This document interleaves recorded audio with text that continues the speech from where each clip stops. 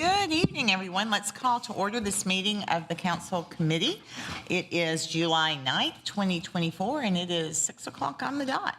So we'll begin this evening with the roll call. Ms. Kittrell, please. Vice Mayor Love. Here. Councilman Allison. Here. Councilman Carter. Present. Councilman Fan. Here. Councilman Fennell. Here. Councilman Hayes. And Councilman Juvance. Present. Have a quorum. Thank you. Everyone is here. You have the minutes from the June 25th, 2024 Council Committee meeting for your consideration for approval. Motion to approve. Motion by Vice Mayor Love. Second. Second by Councilman Hayes. Are there any corrections or additions requested? Okay, seeing none, all in favor of approving the June 25th, 2024 Council Committee minutes, please say aye. Aye. Opposed, say no. They are unanimously approved. We'll now move to public recognition. This is the time of the meeting that because it's a council committee meeting, a work session, you can make public comments on anything that's on the agenda or is not on the agenda. But the rules are kind of the same. You have 5 minutes to speak. We ask that you give us your name and your address for the record. And that's about it. So you're welcome to come forward if you'd like to speak under public recognition at this time.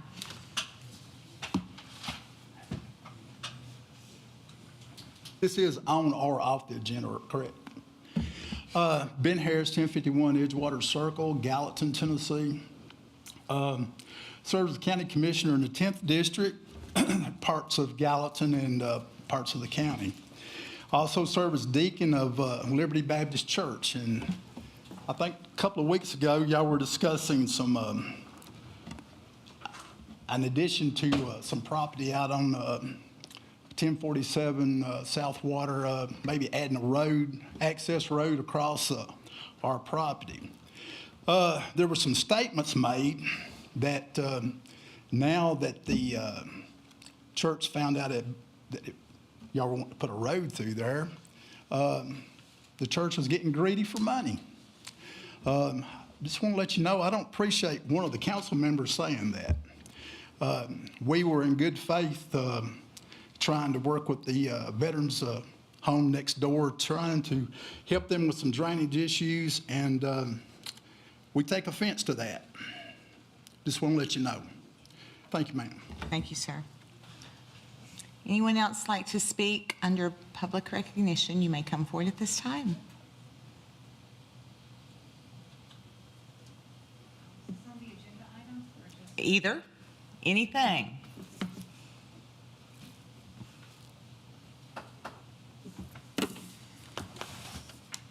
Carolyn Seagraff, 1066 Lakeshore Drive here in Gallatin.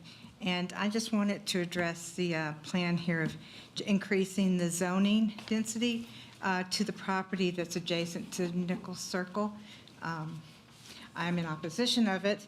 I think you're aware that several people in the community and in that region of our town are really concerned about all the issues related to increasing the density of the population in this area. I don't see any purpose in it except to build more houses. But also, if I understand correctly, we're looking at increasing our sales tax to be able to afford more public services. So if we don't have enough money now to afford our current city services, it seems kind of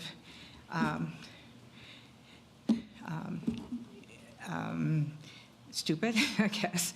It doesn't seem like very good planning, I guess, is what I'm thinking. If you already know that you don't have enough services and you're already looking at having the citizens who have sat back and watched the council, week after week approve more and more development, and we keep growing and growing, and then now we're growing to the point we can't afford or can't provide enough public services that we need to now increase taxes. I don't understand why we keep going in that direction. I think, again, in the last year and a half on the Banks a Lot 4, people came up and gave very good testimony on why that increase in density was just not in the best interest of that whole region.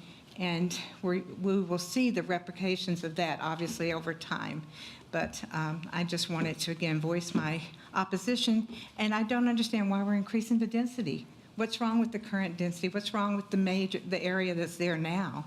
You've annexed it, so that's your first step. But again, I don't see the purpose of the increase in density, and I don't see the purpose of continuing to enlarge our population and areas that are not ready to handle that type of growth. We do have areas out on 386, out toward, you've got lots of countryside that you can do that. You've got the roads, and it won't be hard to build roads, but you're in an area that's been locked in with Lot 4, Peach Valley, Nicholls Lane. It's an area that doesn't have any potential for growth, and I don't hear the plans of doing anything about all those roads that are going to be feeding all that extra traffic and people. So again, I would just ask you not to increase the density, leave it as it is, and see what comes from that. Thank you. Anyone else wishing to speak this evening?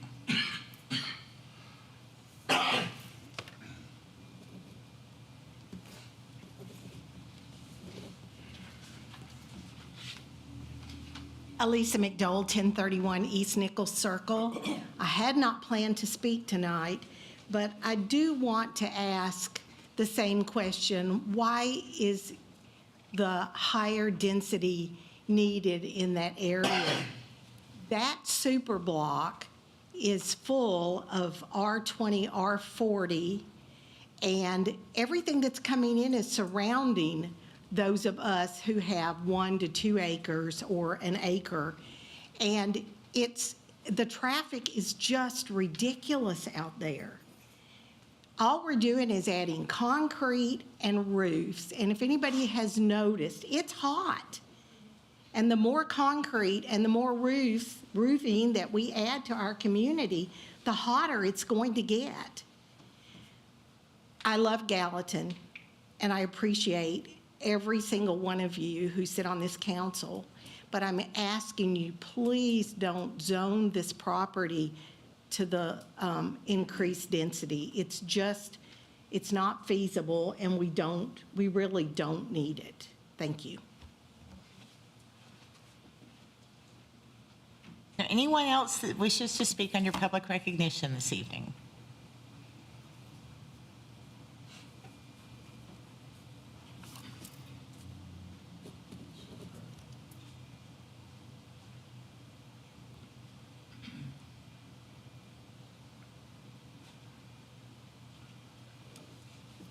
Bryant Milligan, 422 Nicholls Circle West, here in Gallatin. When I moved into our home 33 years ago on Nicholls Circle, it was a quiet neighborhood. It was just we were close enough to town, but far enough away to still feel like we lived in the country. I know that, folks have got the right to develop their property. I would just like to add my opposition to the two previous speakers. The higher density is just going to be a detriment to the way of life that all of us who have lived in that area, some of us all of our lives. At least all of my married life. And I would just hope that you would refuse this rezoning. And then I would also, it's also my, aware that there's an access road that is planned to spill into Nicholls Circle as the access to that development. That circle can't handle that traffic. Thank you. Sir?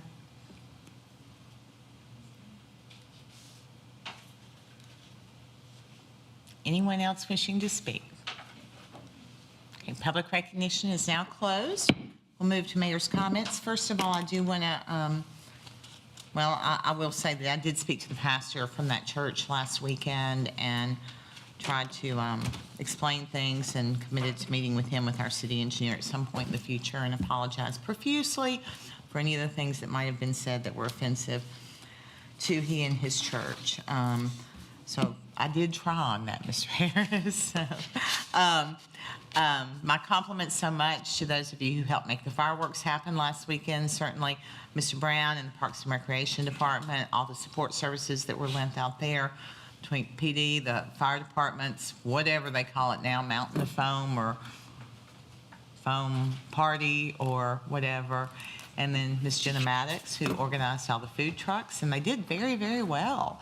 I think they were well pleased, and there were a lot of people in the park, even starting when it was still really hot. But the fireworks were fabulous. The fireworks from the neighbor were very fabulous as well. We should probably try and coordinate those in the future. I've heard a few people say because they were kind of going simultaneously. But it was quite the show. Were blessed with great weather and just really appreciate everyone's hard work on that. A couple of events I do want to share with you. Kids Summer Movie Series, Spirit, Stallion of the Cimarron at the Palace Theater. It's a kids' movie I can pronounce, Mr. Carter.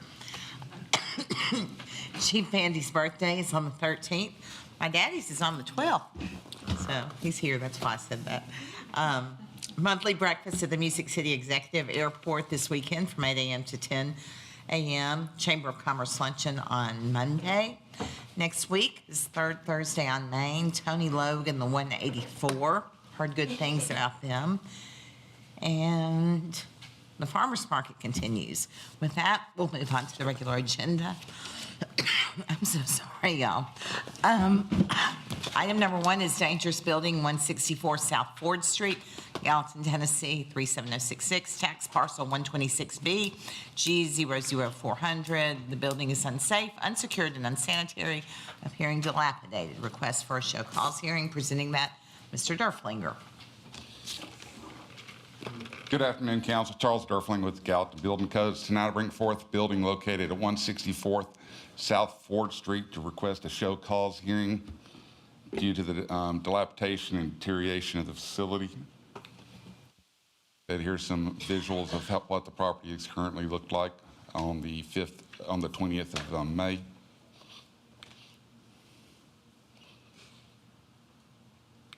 And we feel that the building does meet the criteria for a dangerous building, and we request a show cause hearing for the property at 164 South Ford. Be appropriate to set a date for a show cause hearing. August 6th. August 6th. I move we set a show cause hearing for this property on August 6th. Second. Motion by Vice Mayor Love, second by Councilman Hayes. Any discussion, any questions? Okay, all in favor of moving that forward to the August 6th meeting, please say aye. Aye. Opposed, say no. Okay, we'll move forward. Item 2 is dangerous building at 1119 Peninsula Drive. Building's unsafe, unsecured, and unsanitary, appearing to have squatters and falling into disrepair. Request for a show cause hearing. Again, Mr. Derflinger. Charles Derfling, Gallatin Building Codes. The property I bring forward to you tonight to request a show cause hearing as a dangerous building is located at 1119 Peninsula Drive. This property, about a little over a year ago, became vacated due to legal reasons and has been vacant since, and has shown signs of deterioration in the exterior and has been left unsecured, shows evidence of squatters. For some reason, even the power had been remained on for a year whenever we went out there and looked at it, and has become overgrown with vegetation around the entire property. That used to be a swimming pool. And like I said, request a show cause hearing for termination as a dangerous building for the property located at 1119 Peninsula Drive. Same date. Motion to set a hearing for August 6th. By Councilman Carter. Second by Vice Mayor Love. Are there any questions, any discussion? All in favor of setting a dangerous building hearing for 1119 Peninsula Drive, please say aye. Aye. Opposed, say no. Moves on to council unanimously. Item 3 is ordinance 02407-32, an ordinance of the City of Gallatin, Sumner County, rezoning a 53.87 acres from the R40 Low Density Residential District and the R20 Low Density Residential District to R8 PRD medium-density residential planned residential development district with preliminary master development plan for Nicholls West, located south of Nicholls Lane, east of Lot 4 Road, authorizing the revision to be indicated on the official zoning atlas, repealing conflicting ordinances, providing for severability, and providing for an effective date. Mr. Brian Rose, our city planner. Thank you, Mayor and Council. So this is a request to rezone property from the R40 and R20 zones to the R8 PRD zone, along with the preliminary master development plan. This is for Nicholls West. And that is a property that's located generally north of the Banks at Lock 4 project that was recently approved, but south of Nicholls Lane. So Nicholls Lane is along the top here, and Lock 4 Road is kind of out this way. Nicholls Circle, which was mentioned in some of the public comments, is this property right here. There is a little bit of property between that and this particular development, so it's not actually adjacent to that, I don't believe. Or maybe in a small portion at the bottom, I believe. But there is not proposed to be any roadway connection along that edge, so just wanted to make that aware for you all.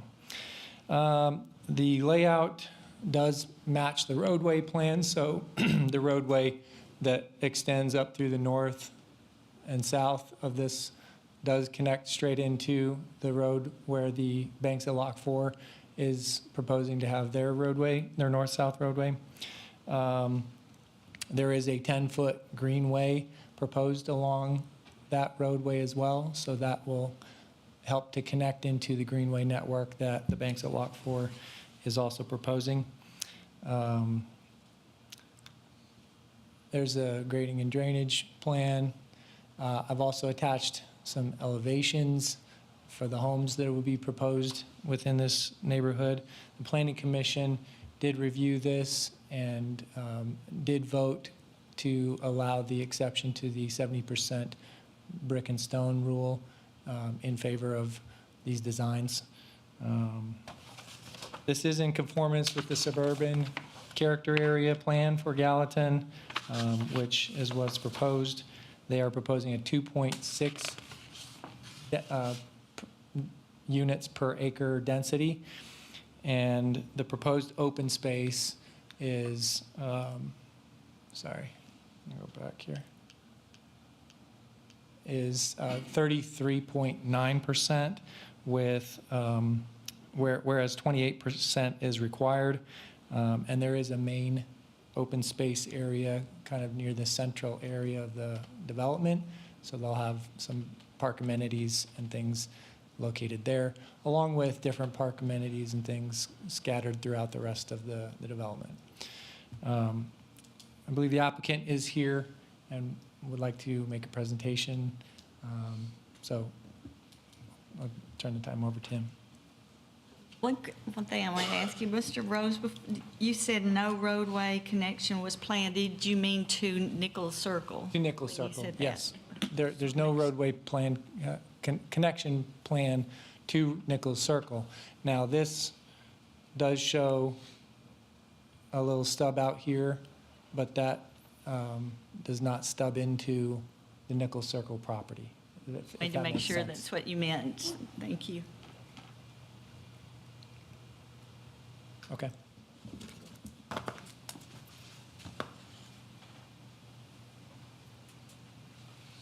Jim Harrison, CSDG. Didn't really have a formal presentation beyond what Brian had already covered. I just want to say that these homes will be nice. We're really excited about the greenway that's alongside the collector that will connect down to the 150-acre park to the south. And then also you can walk through that park over to the lake. I think it's great to extend that up to Nicholls Lane. I think it will give access to other residents in the neighborhood. These are nice homes. I think the elevations speak for themselves. One thing I will say is on the collector, all of the homes that are along the collector are alley loaded. So that'll pull into the driveways off the collector. What I really like about this more than anything else is the variety of homes. Lots of variation in the styles and the design. The open spaces are key. We will have that Central Park feature.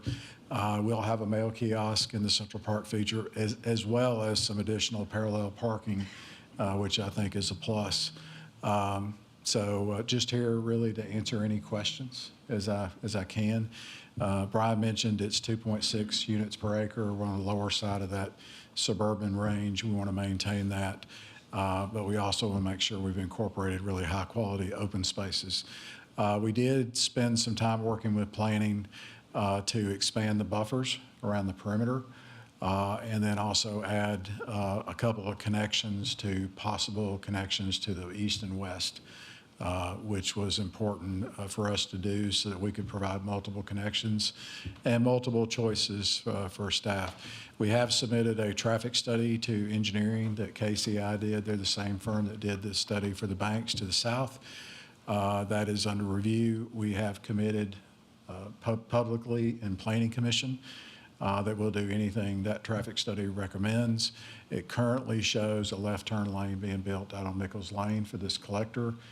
Nick and I spoke a little earlier. We think there might be a need for a left turn lane coming out on the Nicholls. We want to look at that very closely with staff and make sure that that's accommodated. We will agree to provide that as part of this. So with that, I'm just here to answer any questions. Thank you. Got any playgrounds planned?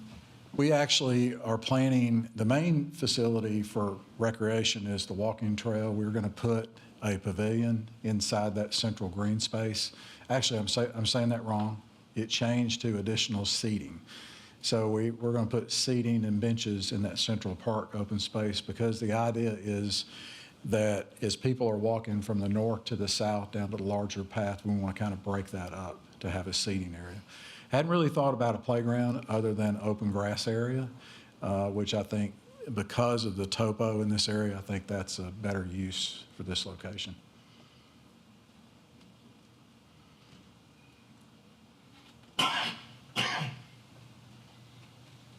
Would you like Way to, they look. would you like to speak to, I think all the commenters this evening were talking about, why are we building density? And I feel like we've discussed it a lot, but I think, I think it would be interesting to hear your perspective as far as what that translates into for affordable homes and the like. I can speak to that all day long. I'll keep it short, though. I think most people here know, my wife and I have 3 kids. 2 of them live in Sumner County. And affordability of housing is a real problem. And they're young professionals, but anywhere from teachers to firefighters to anything else, it's getting out of reach. And what this does is provide that second or third home, very similar to the banks. It's nice homes, but it will help to free up other housing where people bought their first house in Gallatin. I think that's important to provide choices so that people can make that move. And I think it's important to free up those homes for not just young people, but just thinking about our kids and our grandkids. Not so much grandkids yet, they're babies, but just really providing opportunities for them to come and be a resident of Gallatin and build equity and build a home and grow a family. Very excited about this. In fact, I'd mentioned this to a couple of my kids, and when I was talking about the park, they're like, oh, I kind of want to live there so I can walk to the park, because the younger generation, younger than me, I should be out walking more. They want to have a place where they can come home, park the car, and walk and visit with neighbors and do things like that. And the kids participate in those activities around those open spaces and parks. So I think it's important that we provide more housing, more affordable housing, more supply. But I also think it's important that we do it the right way. I think it's important that we do something that we know the quality is going to be maintained so that they can invest in something that's going to be there for the long haul and it's going to be nice for a long time. think the conversation that I've had a lot lately with people is that people aren't building 1970s neighborhoods anymore because we haven't great, utility infrastructure.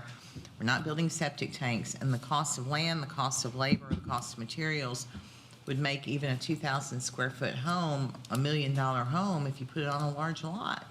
Right. And that is beyond reach for so many people that live in our community. And, these are when you're building with more density, it's a way to provide a really nice home for someone to be able to purchase. But, the large lot would make it so difficult for most people to purchase. My thoughts. I would like to see a playground.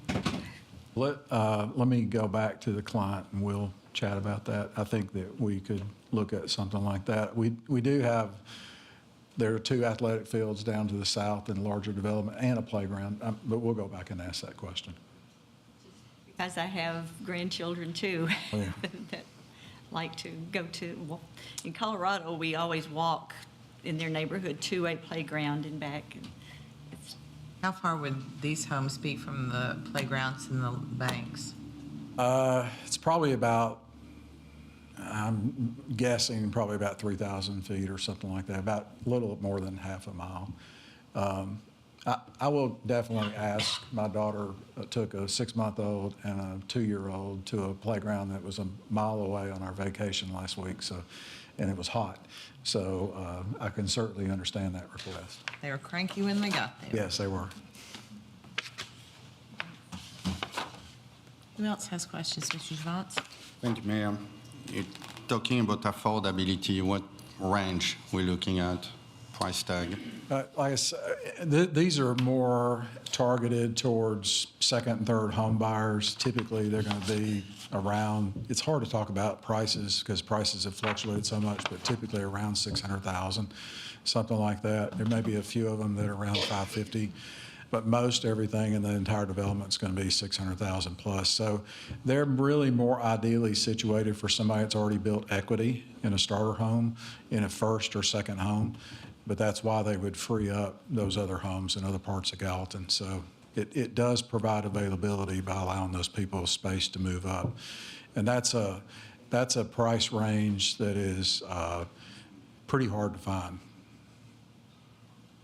If the rates stay the way they are, nobody's going to sell because they're not going to sell, even if they have equity, to go somewhere else and pay more money every month. So affordability is a bank term. We back to the same problem that we have Loc 4, and I agree with the citizen why we change, everything around is R20, R40, but we knew that was coming. Open space, same problem again. I look at that and open space A, H, I, and J are the majority of detention water quality system. So it was funny, I was talking with the new Planapalooza I was going to start. That's going to be interesting. And we're talking about open space, and his definition of open space was, when I was saying detention pond should not be open space, he said if you can kayak in it, it's an open space. So again, hopefully with the new zoning code, we'll close that loophole because if I remove, the detention water quality, it's almost the majority of the open space. So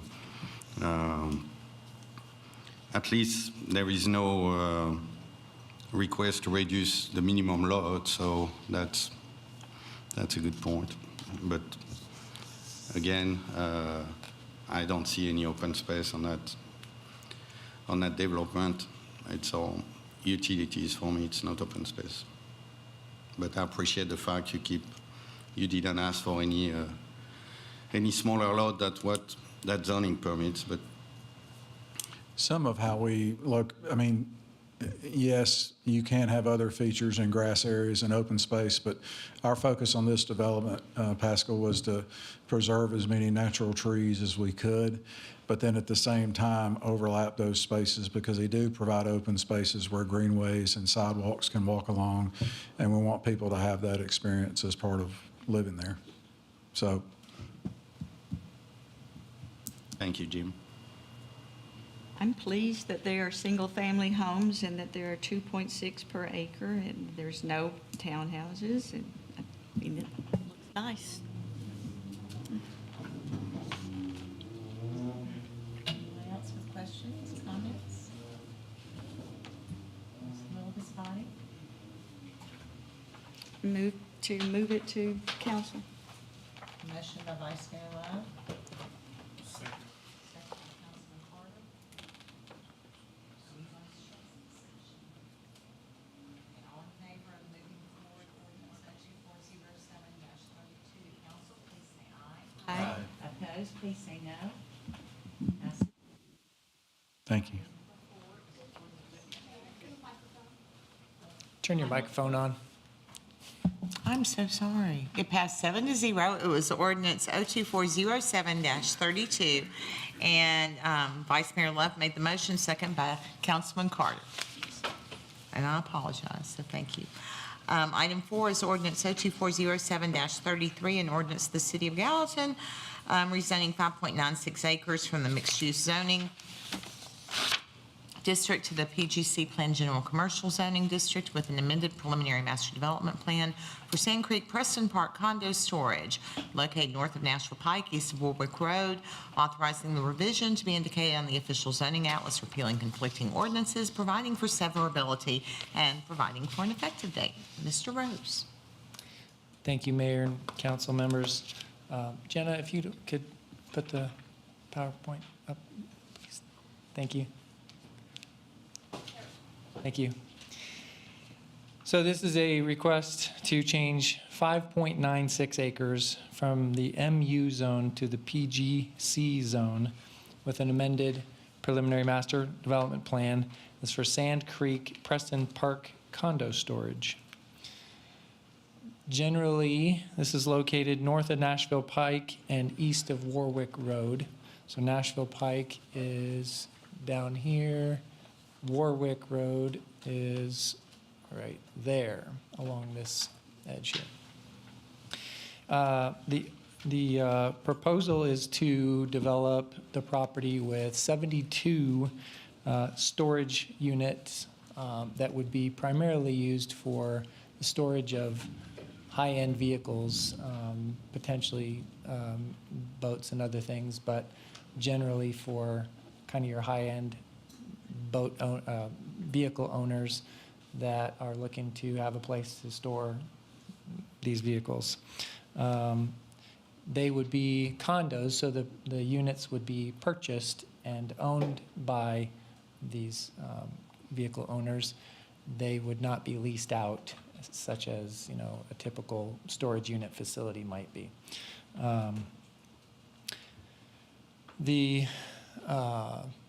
The proposed layout basically has units all along the north and the south with a main kind of driveway in between and a couple of access points as well along Warwick Road. The facility would be fenced with a 6-foot tall black vinyl coated fence. The entryways would be gated, so access would be limited to those who own a unit within the property. Parking is not really something that is shown on the site due to the fact that all the units would likely just have the vehicles parked inside. If someone were to come and want to access their unit, they would likely just park just on the outside of their unit within the drive area, which is plenty wide enough to accommodate that. So parking stalls were not really something that they considered needed.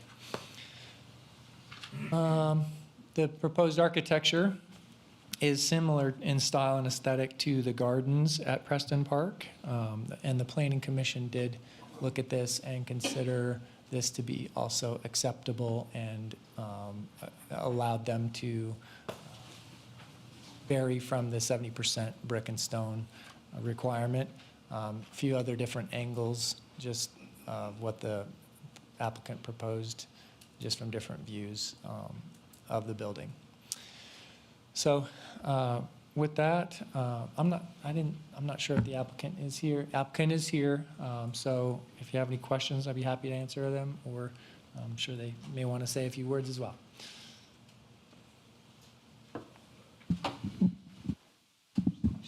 I have a question. I can't figure out where Warwick is, like a landmark or, Behind Mr. Hayes' old office, behind Kiki's. okay, got you. Thank Yeah, you. you know where Kiki's is? I know where both those places are, yeah. No, I know where you're talking about now, thank you. I'll put that back on if you have questions about that.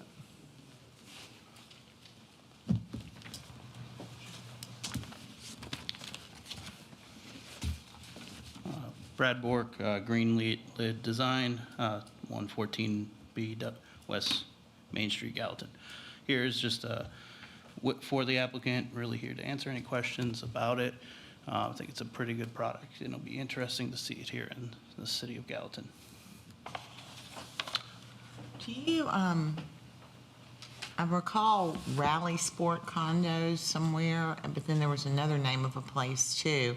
And I think it'd be good to offer to this body for comparison, like if you want to look at what one of these facilities is like in another place.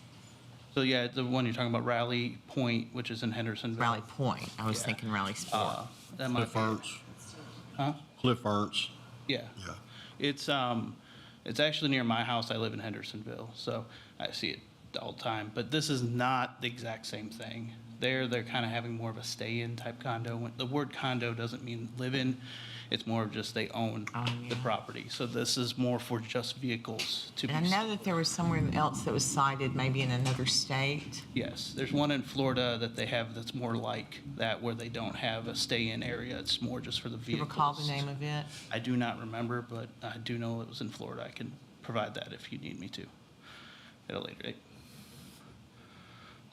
Well, I mean, I'm for this. I'm a car collector. I understand. Is there much residential around there at all? Excuse me? Yeah, there is some, So, you can see there. You're gonna have tall ceilings in your rentals or your units, correct? So there'll be racks and equipment inside there? I'm not exactly sure what. Most that of them, they is. have racks and they'll have equipment and stuff like that. And you got a guy that gets off work and he wants to go and put headers on a car and fire it up with straight headers in the middle of the night. So that's one thing that I'm wondering about. What are you going to do about that? I mean, what kind of restrictions have we got as far as when people need to cease and desist? That's something we can bring to the client, and maybe we could look at some type of regulation on that. I'm familiar with these places throughout the country, and I've seen some really nice ones, and I'm glad to see this coming, but I also know the flip side to it about the residential people around it, and they're saying, hey, this noise is going on all night. Some of this equipment my business is quite loud. I understand it, so that's something that I would be asking in a later vote. Is that also something that the city regulations, I would believe that would adhere to? I think being a personal, I think if you're a business, that's one thing, but I think if it's a do-it-yourself at home, it could be something else. I don't know. It is supposed to be strictly storage, not working on cars or. That's what it's going to be, I guarantee you. I mean, if you got storage, they're going to want a place that they can put a rack and get up underneath their car to change parts out, change motors, change transmissions. That's the purpose of this, and which I think is a great thing, but also I think it's something that we need to look at as far as being neighborly. That's it. That's something we can just bring up to the client and make sure we get some clarification on what kind of car repair you're talking about, if that's getting involved, or is that something they? Well, I mean, I'm fine with the repair and all that. It's just making sure our noise and buffering it to be nice to the people at a certain time, okay? Makes sense. Mechanics come in there working and. No, I but know Paige, when sometimes they're people's gonna got have these to. cars, they're gonna wanna, put headers on, put tires, wheels, they're gonna wanna paint, they're gonna wanna do everything because they don't have the facilities at their house to do it, and they're gonna have concrete and tall ceilings, and that's designed to put racks and equipment in. That's what that's about. You're talking about the owner actually doing it himself, not Yeah, hiring somebody. that's what they're doing out at Cliff Ernst's place. I mean, that's what that's all about, you know, and I do support it. There just needs to be good buffers, I guess. People testing and tuning and all that kind of stuff, you're going to get noise. Surely they won't be painting there though, right? Well, they could. I mean, they got facilities now that are portable that you can put inside there that has filtration systems that, you know, they can certainly do I that. don't think the zoning is going to allow for a lot of that. Mr. Rose, do you agree with that, or? So, I mean, the type of use that we were kind of comparing this to would be like limited warehousing and vehicle storage, not like automobile repair. So you're saying more or less that we're going to approve it and they can't put racks inside their equipment? I'd have to double check into that I would. question, but I mean, those are the two uses that we were anticipating that this would But fit the under. use is going to be personal, but what Councilman Fennell is saying, just like in your home, I mean, people work on things on their cars in their homes. So I think what he's saying is we really need to take a hard look at this and make sure that there are buffers and that there are rules in place. They're going to protect the residents around. I've got a buddy in Florida that's got one of these similar to this, but he's also got a track around it to where you can work on your car and you can go out there and run your car and stuff. And the way that it was presented, the way it was brought into the area created quite a fuss. I mean, I've got storage places for my cars and I've got places I work on too, but this, if it's going to be high ceiling, big doors and stuff, this is designed to where a guy can have a place to work and fool with his car and stuff. I'm not against this at all, but I'm just wondering what path we're traveling here. I think we need transparency on exactly what is being proposed and what kind of regulations you would have on the owners. Because just like an HOA, you can have regulations. You just said it, we can work on an HOA documentation that would, what you're kind of bringing up as an issue is make sure that's clarified and what we can regulate to make sure this doesn't come. Here's the deal. If you build these things and you list them, said, hey, this is just for storage only, you can't have equipment in it, you can't be working on, good luck trying to, you know, that's. Going to enforce it would be my question. Who's got time? To enforce there would be a type of HOA documentation, so that would be some way to enforce it, so. Just ask us some more questions. I'd like to. I think it's a great idea. I'm just not sure it's the right location. What's your thoughts? Thank you, Mayor. That was my question, because if it's a storage facility or commercial, we already have no action, but if it's private, you're going to run that with an HOA or just, There'd be some type of HOA documentation. so if there is an HOA that can be put in there, I think it's a great idea. I need to know a little bit more related to the usage, because when we came to planning, there wasn't any discussion about working on them, and that was something that none of us were exposed to be able to ask anything about that, so. I'll get some clarification on that for you. Motion to move to council. Motion by Councilman Juvon. Second. Second by Councilman Fennell. Any questions? All in favor of moving forward ordinance 02407-33, please say aye. Aye. Opposed, say no. Passes 7-0. Item 5 is ordinance 02406-30, $50,000 for golf course clubhouse renovations. Mr. Brown, Parks and Recreation Director. Yes, this is ask for approval of $50,000 to renovate the restrooms at the Long Hollow Golf Course. Motion is send on to council. Motion by Councilman Fennell, second by Councilman Carter. How much is budgeted for that? The total was $126,000. We have some. This will give us about $10,000 or $12,000 more in case something happens. ADA compliant. Yes. So the total bid is $126,000. $126,000, yes. So you have, About 90, I think it is, to put the 90. picture with it. And this gives us a little extra tip. They have to replace the floor, some unknown sense, and if not, then we'll move to the carpet in the clubhouse. we're basically, you say it was 129, I'm sorry. I'm sorry? What'd you say the bid was again? I'm sorry. What's the bid? Bid is 120. 126. Yeah. So basically you're asking for $13,000 addition to cover that plus extras. Okay. All right, we have a motion, a second. Any questions? All in favor of moving forward to ordinance 02406-30, please say aye. Aye. Opposed, say no. Does pass unanimously. Item 6 is ordinance 02407-31, appropriating $7,500 in donations from American Kennel Club Adopt a Canine Grant. Chief Bandy. Yes, a while back, you gave us permission to apply for this grant. We were awarded it second time. Very proud of that. And we retired Castle, so we're going to add a new patrol puppy to the force, if that's okay with y'all. Done. Second. By Vice Mayor Love, second by Councilman Fennell. Now, Chief Bandy did say in the department head meeting today that he was going to name it There's a lot of people. Bama, so that may influence your vote. Well, we have a Tango and we have a Knox. And you have a Knox. So, yeah. And Ms. Smokey would be Hamacali suggested Smokey. Hey, hold on, you can't have too much of that. Okay, thank y'all. Ordinance 02407-31, all in favor say aye. Aye. Opposed? It does pass unanimously. Item 7 is Resolution R2406-58, resolution accepting a public improvements by the City of Gallatin in Windsong, a re-subdivision of Tract A.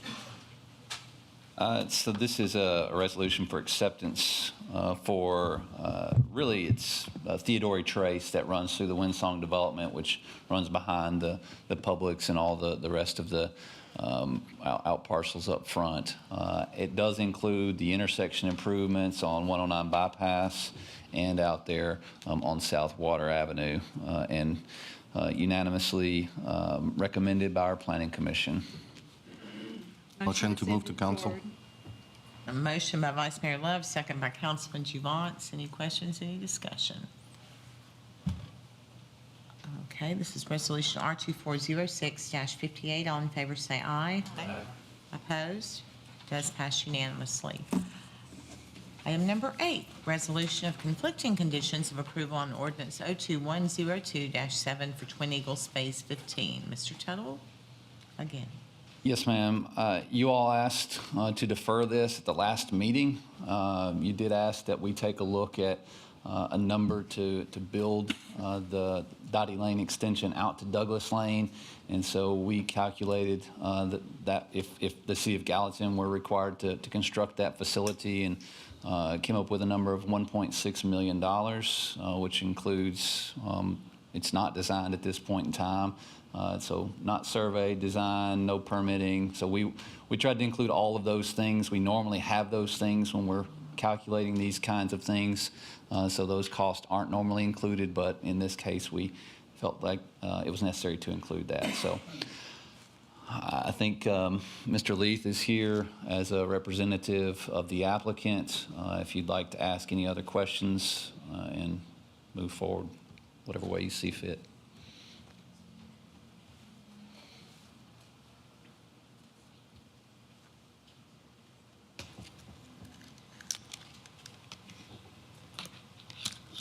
Bork. Brad Bork, Greenlee Design, 114 West Main Street. Just here to answer any questions. I understand there's just a conflicting of what was shown when we did the motion previously for this site. 56 versus 144, is that correct? Houses? I think that's right. I did not write down the total at this time, but I know that at the time it was 88 lots was the threshold that was motioned, and it was agreed upon. And all we are trying to do is just hit right there. At this time, the goal is to, after this, is to build the road. We still plan to build the road, but not at this phase is the goal. Originally 176, and now it's 147. I don't know, I do know it's decreased around that number. I don't remember the exact details. And so the debate, the conflict, what we're here discussing tonight was the intent of the council for it to be half of the units to be constructed, or was it to be that number 88? And that's where there's the conflict. Can I speak? Absolutely, sorry. Okay, that's okay. So it was played at the last meeting, and I think you all heard it. I went back because after that meeting, several people told me several different things they thought that they heard. So I went back this morning and I listened to it again and took notes. And so what happened was originally that the road was going to have to be built immediately. And there was a motion made by Councilman Overton at that time, and it was, got a second. And the reason that the motion was made was to try to amend, to come to an agreement that they thought would kind of satisfy everyone. And the motion for the amendment was that the road won't be opened until halfway through the 4 phases. And the reason they were trying to do that was to find possibly another solution, and then that was seconded. After the motion and the second, then there was a lot of discussion, a whole lot of discussion. Mr. McCord got up, and he was questioned about, well, how many are going to be there? And he had said that there are 100, right now, the proposal is 176 lots. And he had said, I think you should phrase your condition of approval for half of 176 units that will be platted. And there was an okay to that. The person who made the motion said okay. There was never a second to that. So it got changed. Then when it was voted on, it was stated that it was going to be 88 lots. But the issue that we have is there was a motion and a second for halfway through the phases. Then there was a lot of discussion. That got a second. There was a lot of discussion. And whether or not there was an attempt at clarification, I think there was, but there was never.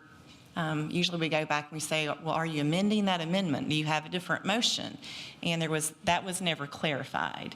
And so I don't know what everyone thought they voted on, but the original motion was for half, and that was what got seconded. And then when the condition of approval got put in, Mr. McCord went back, even though he was the one that said, I would phrase your condition of approval as half of the 176 units. That's not what got put in the ordinance as the condition of approval. So there's a whole lot of confusion about all of this. But the motion and second was for half. And then there was discussion of 88. And the person who made the motion did say okay to that, but the person who gave the second never said, yes, I'm okay, I second that. So the only motion that was really made was for half. Mr. Chivans? Thank you, Susan. I think that settled it. I think that's what I heard too, that was ours. So we need that connection. Engineering want that connection. Fire want that connection. I think we let that stuff go on for too long with too many houses. And another staff asked our planner to look at just before that if that was a replat or not, but we don't need that anymore. I think the motion was ours, that's what it is. And we need to stick to it. We discussed a lot at the department head meeting, like in light of the flooding that happened, that however this moves forward, there's a lot of homes with one option right now. And worried about the timeline to get that connection built for the safety of the existing residents and the new residents. So I go back to what I brought up, where I don't see that there's that big a number difference between the half and the 88. But what I do think that we as a city should protect our citizens with is some kind of letter of credit to make sure that that road does get finished in a timely manner, and maybe set some time frame on that. I believe, I feel what you're saying, and I also understand listening to Susan's. I think she really clarified it for me quite a bit. But on the other hand, Randy's been a great partner to the city of Gallatin for years and years, and he builds good houses. He's not trying to pull the wool over our eyes at all. And after hearing that confusion, and by the way, we certainly didn't mean for confusion to happen up here. It wasn't on purpose. It just something that slipped by and something that happened, and here we are dealing with it. I know Randy's going to, I understand what you're saying. I know what's happened to us in the past, having us to build a road and somebody finding out it's cheaper for us to build it than for them to actually build it and then taking our bond. I understand that. We don't take I think, excuse me? no bonds anymore, letters of credit. Right, so I'm going to stand with the 88, but if we can come out and do a happy media that everybody can survive with, I'm fine with that too. I agree with everything you said. They are they're very highly reputable builders, and they do build a great product, and people love the neighborhood. But say, something happens and they're not able to develop the remaining 147, take away 88, or because I know that there's some challenges with that property, which is why the lot number got reduced. And so what if they run into more challenges and it becomes even fewer number of homes, and at some point they're like, we can't build this road, and then you have 300 and something homes with one access, and we're requiring everybody else to build multiple accesses for more than 30 homes. Believe me, I get it, but there again too, Andy stood up and he could have left it alone right there, and we'd have never known. But actually, he come to us and said, hey, some of these lots are challenging. We cannot develop on it, so it's cutting down the numbers. So I'm just trying to figure out some way we can be fair to them, because really, you kicked yourself,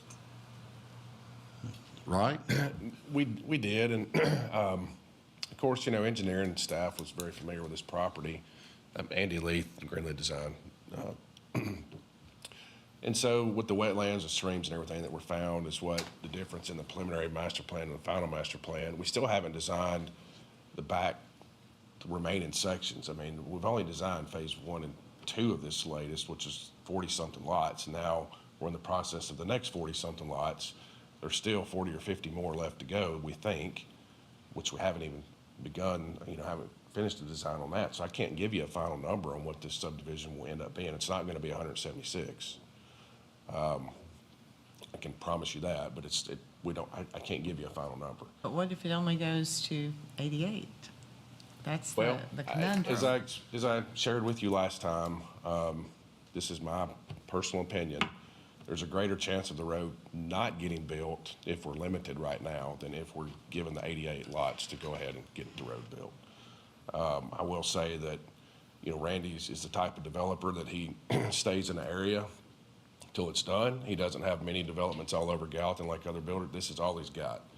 So if he's going to keep building houses, he's going to keep building in Twin Hills or Twin Eagles.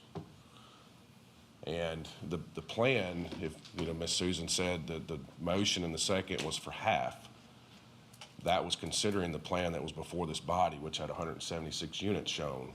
It was half of the phases, because there were 4 phases. When the motion was made, they were discussing phases. It was after the motion and second that the number of lots even came up, and that was Mr. McCord. Well, if we're not putting a number to it, I can't tell you how many phases we might wind up doing in this back. There might be 10 phases. I know at the time we were planning on 4. Mm-hmm. And I know when Mr. McCord was going through that, he was very right to do that, to say, hey, you might want to put a number to it, because they might get the bulk in the first phase and not just say half the phases, because the phases wouldn't all be the same number of lots. So either we're here tonight to just convey what our client's stance is. Our client's stance is he felt like it was voted at 88 lots, and that's what he's asking for. I make the motion that we do the 88 lots, and the reason for that, if you paid attention in the last recession, when a lot of them left and pulled out, Randy steadily built. He was building houses. And he builds a house that is, in comparison to most houses, affordable. Motion for it to be 88. I'll second his motion. Motion, a second by Councilman Fennell. I would say to it, I think that we all need to be, because I have the utmost respect for the builder, and like I said, great reputation, but it can't be about the individual when we're making these decisions. It has to be about the future residents, taxpayers. That's where I'm stressed, you know? Do you have a suggestion or a timeline? She's made Put one. put a surety in there. She's as an made a amendment. suggestion. Letter of credit. Yeah, but again, what, Just put a timeline on it that I heard. again, what we're gonna do, so we approve that, and in 2 weeks, we put condition on block 4, they arrive, they say, hey, if we build the entry, we're gonna stop at 70 houses there, and so we can build the entry, what are we gonna do? Well, if we have a letter of credit, that will protect the city. I mean, that's the whole point, and the whole purpose of having a letter of credit is so the city has to build that road. That's why we require them all over the city. That's what we require of developers when they're coming in and doing a development. Andy, what's his suggestion on a letter of credit? What do you think, how he's going to take that? So Nick sent me the number earlier this week, and I discussed that with the client today. And from his perspective, he felt like that this whole ordeal was settled a couple of years ago when we come through with annexation and rezoning.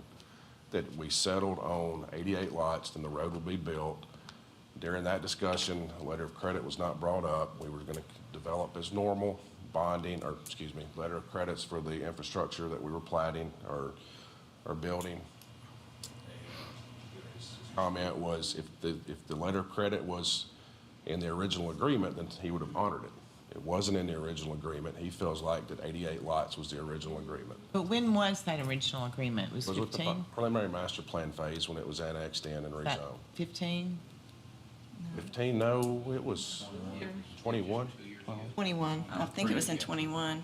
Not that long ago. I mean, it was in recent history. Right after COVID. Yeah, I think so. I think it was in I think it's 21. 21. So he would, But that's still, his that's stance 3 was- more years that have gone by with one access. And we had not had flooding there that blocked the road that we were aware of prior to that. And so I think. No, I like, understand this body. I'm I looking at understand it what's with a being discussed, and I different- think that, from our perspective, we're just simply feel like that.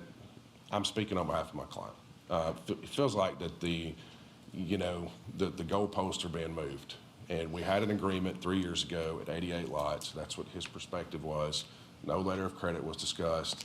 He has progressed at the same pace that he has been building for the last 20 years and has continued to taking out about 20 houses a year right now in this economy. And so that would put it at probably 3 more years. We stay at this pace and then the road will be built, 4 more years. possibly. I mean, but it's simply that from his perspective is that we had an agreement with you guys.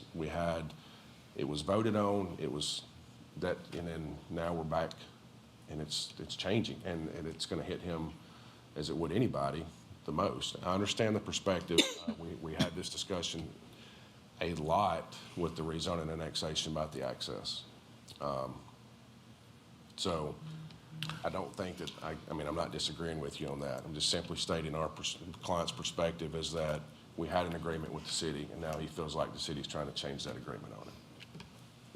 And the original recommendation was that the road be built before anything happened.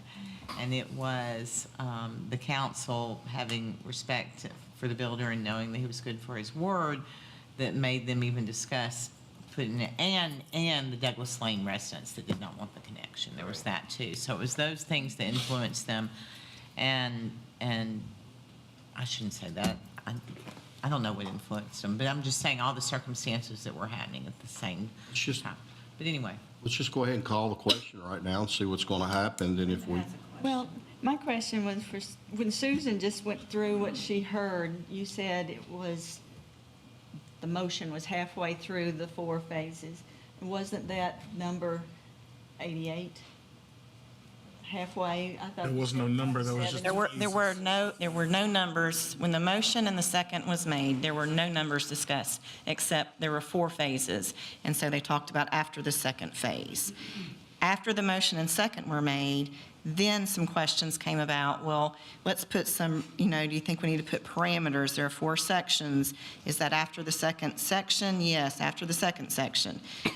Then some questions were asked to Mr. McCord, and he said, I'm going to give you some input on the proposal. There are 176 lots. You should probably phase your condition of approval at half of the 176 after they're platted. Plats to be half of 176 units. Then there was an okay by the person who made the motion, 88 lots completed, we'll have to open the road. There was never a second to that. So that's the problem, is that if you're, and at the time, we've now changed it where Robert's Rules of Order, we don't require strict compliance. But at that time, Robert's Rules of Order controlled. And so there was never a rephrasing of the motion, there was never a second. But when, right before the vote, what was voted on did say 88 lots, but that was not the actual motion that was made. That's the issue. And then because of the way it was phrased before the vote, that's the way it got put in the minutes. But Mr. McCord, who drafted the condition of approval, drafted it at half and did not put the 88 in there. He did a pretty detailed condition of approval, and I don't have it right in front of me, but he did a pretty detailed and even put in there after the certificate of compliance, which that wasn't even really necessarily discussed. They did say after they're completed, but there was no phrasing in the condition of approval in the ordinance. But it's my legal opinion that what controls is not what's in the ordinance, not what is in the minutes, but what was the motion in the second. That's what was voted on. And Susan, I believe I know what you're saying. I understand that. The only thing that my point is, and I feel quite confident, is if it went to litigation, I have confidence in you, but I'm just trying to solve a problem. I don't want us to go to, of course, I never want the city to go to litigation. And that would be That's not costly stuff. anyone's I'm just trying to desire. solve a problem. That's the only thing,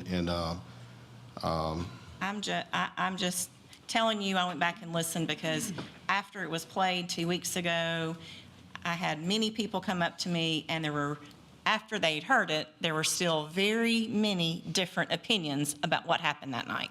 So me I too. listened to it again this morning. I took notes. I'm just telling you, this is what happened. Well, you've helped And there a lot. was a lot of confusion. You've helped And a the lot. concern now is, when is that road going to be built? Is the city going to have to build it, or is the builder going to build it? That is the concern. And originally, that road was supposed to be opened immediately. And, that was that was the initial statement that was made. The original plan is for this road to be built and opened immediately. That was the ask of engineering. Well, I think that was what was in the PMDP when it came to the city council. So this was an amendment to the PMDP to allow them half. I think you're correct. It was the one of staff's conditions of approval that they put on it was the road be built. And then obviously our client had disagreed with that, and we brought that to council and had that amended to be half. Half meaning, 88 at the time. Sean, you had mentioned, or you had asked about letter of credit, and at this time, my client's stance is, that wasn't a part of the original agreement. That was not a part of the original I agreement. get another question is, what's our guarantee that y'all gonna get the 88 homes? What if Craig, if they go 70 and then the road never gets built? Then I guess the city's going to have to build it. That's any development. That's the problem that I have. It's not, Randy and them do a great job. I lived in one of their houses when I first moved back here, and they built a great product. But that's the biggest thing right there, is what is the guarantee that y'all are going to get to 88 homes? We don't have one. We do not have one. No, there's no guarantee on any development in this city that they're going to be building tomorrow. Right. And if we stick to that number, then we're stuck with that time, 4 years from now, probably a $2.8 million road. And guys, I think all of us, or most of us, can agree the Joneses are good people. Randy's a good person. I love the family. I played baseball for his brothers. I played baseball with his nephew. But at the end of the day, we all took an oath to make Gallatin better. And at the end of the day, we still have to make sure that we are protecting Gallatin and the citizens of Gallatin. What do you think, Linda? I've been going back and forth, because I thought, until Susan just explained that again, that the intent was for the 88 I'm still not sure what our intent was. Can we call But for the I question? totally agree with what And Craig is here's the thing, saying this about is the not jury. a meeting, this is a work session. So We can whatever, talk. whatever you do tonight is not going to stand because you're going to have to vote at a meeting. And if you're going to, You can make a motion to You have can on make the a motion. agenda to vote next week for or whatever you want. Let's hear a new guy's opinion. You're throwing me in the fire, right? That is not very nice. Sure. You know, a point of clarification, though, the original motion of 2 phases, there's no definition of what a phase is. Is that what I'm understanding? at the time, and you know, I think hopefully we've learned a lesson from this. Right. It was a PMDP. Things are going to change. They shouldn't put numbers on ever. You shouldn't put a condition of approval based on a number ever again. We've learned that the hard way. The original motion was there were 4 phases, and it was for at halfway through, so after the second phase. That was the PMDP that came before us. Now, things have changed. So, Well, just trying to get clarification, I believe he said it could be 10 phases, and so the definition of a phase, So if you that- don't have a number, how do you have a definition of a phase? Is it well, subjective? based on what the PMDP was at that time, that was the condition of approval. Which is 4. Which was 4 phases, so so after the second phase. I have no idea. I'm sure Nick or someone may have the original PMDP. They can go back and tell us. I don't know. I have no We idea have what it. that is. Planning's got it, staff's got it. Well, the houses that have already been built, are they on target with the 88 and the time frame? Yes, sir. I mean, so right now they've built the first phase of this section and approximately 40-something units. And what we've got proposed right now is another 40-something units to take us to the 88 mark. And he's ready to go into building these as soon as we can get this, get this approved. So the other 47 would put us to the 88, is that correct? 40, whatever that number is, what we've got turned into the city right now would put us at the 88 or 80. I think we did 87. And it would technically be the second phase of this. We're platting it in sections, phases, and then subsections, but the next, what we've got turned in right now would be phase 2. I don't want to get overly complicated with it because we're at like phase 16, but for the purpose of this conversation, it would be phase 2 of this Duncan property. Phase 15. Yeah. This body needs to make a decision. So we're really deciding whether to move it to discuss more next week. You can't make the decision at a work session. You're going to have to put it on the council, and you may be looking to amend a prior ordinance. I'm not sure what you're wanting to do. I guess it really depends on the will of the body and what the body wants to do. And it is it's very confusing, so it's easy to understand how so many people have different opinions on what happened because it was clear as mud what happened that night. Again, we're pushing the risk factor more and more by not getting that road done. Nick said last time that he saw flooding there and the road, nobody could pass by. We're playing with people's lives, so there should have been 2 entries on that development. There's how many houses now back there? Total? There's over 400. Yeah, 400 houses, 1 entry. So if that entry is blocked, nobody access there. And we changed recently, ordinance to put 30 as a limit for 1 entry. So we're 10 times that stuff. So. Shall I put on the agenda for next week, decision based on the expectation for ordinance 02102-7? That's fine, it's fair enough. The only Well, thing. you got a motion in a second before. Well, if we vote on, if we vote on Steve's motion right there and it votes down. Okay, I'm sorry. They remind me, we did have a motion, 88, first and So second. that's to put on the agenda for next week. Well, Susan, if we Because vote. we can't vote tonight that it's 88. We're at a work session. So you can't take action tonight. You're at a work session. So I'll make the motion then that we put it on the agenda.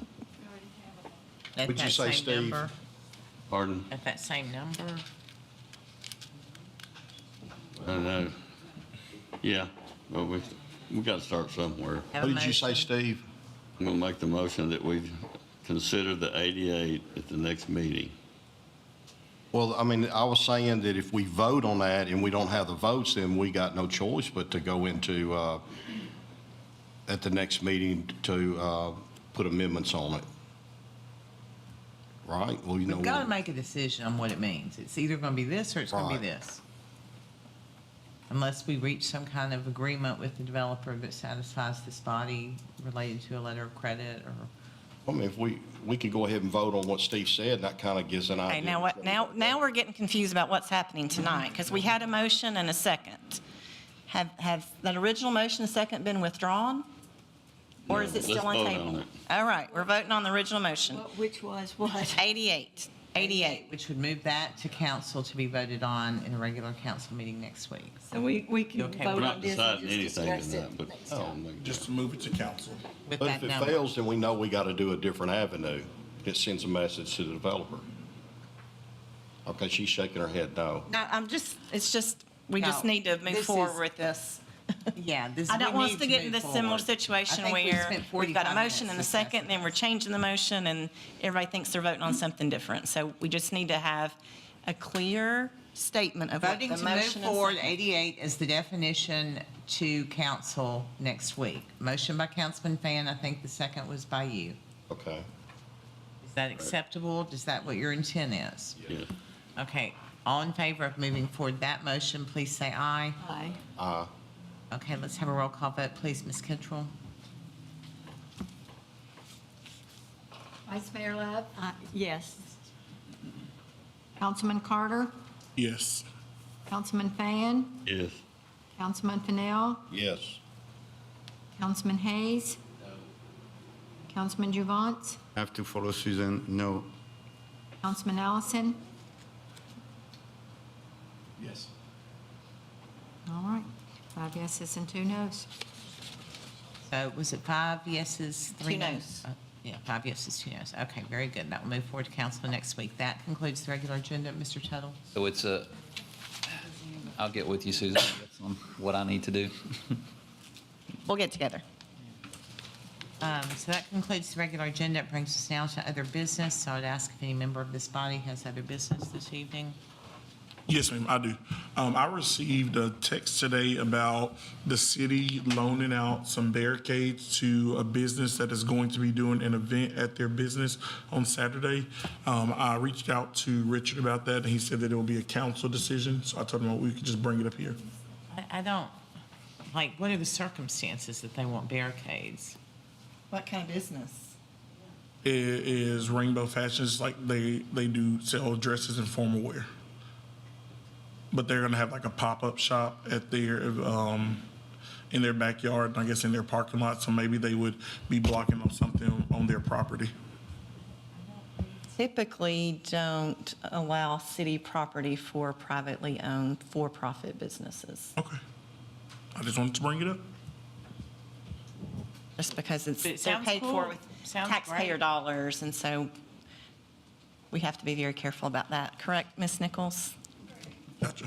All right. Not just be equipment that belongs to the city, but also labor, because they'd have to develop it, deliver it, sorry. We've been talking about development. All right, emails. Okay, Mr. Were we Javance. under other business right now? Other business. I just want to point out. Wait, Mr. Javance, recognized. I think we just opened a Pandora's box tonight, and hopefully you guys think of what just happened and look at everything, because that's going to backfire. By moving some to council to vote on it, Susan said we can't vote. This here. is, hey, y'all, this is other business. We have discussed that to the nth degree. There's no reason for any further discussion at this point. It will be on the council meeting next week. On a happy note, just reporting on the boat patrol that we launched on the lake, and just one of the text messages I received, it said, "Hey, Sean, I was happy to see the new Gallatin Police Patrol boat in the cove this week. Didn't know the city was buying one. I must have missed that on the council meeting broadcast." but I called and explained. But from what I'm hearing, I think it's settled a lot of people. It's calmer out there now. Just by the presence, it's quite busy out there, and I think it's well appreciated. Okay, we'll move ahead to department head reports. Mr. Tuttle.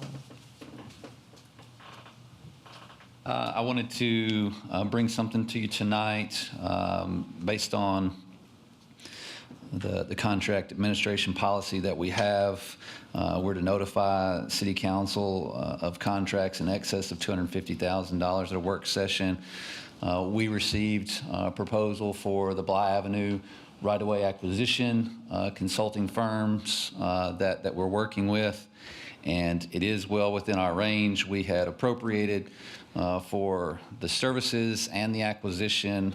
We have about $3.28 million left. That's either available through general fund money or general obligation bond money. And the contract that we have from Weiser, actually they changed their name, HMB plus Weiser, with some sub-consultants is $1,221,136.80. So wanted to make you aware of that. We've got that to the attorney's office for her to review, and then should go on to Mayor Brown's office from there. Please let me know if you have any concerns.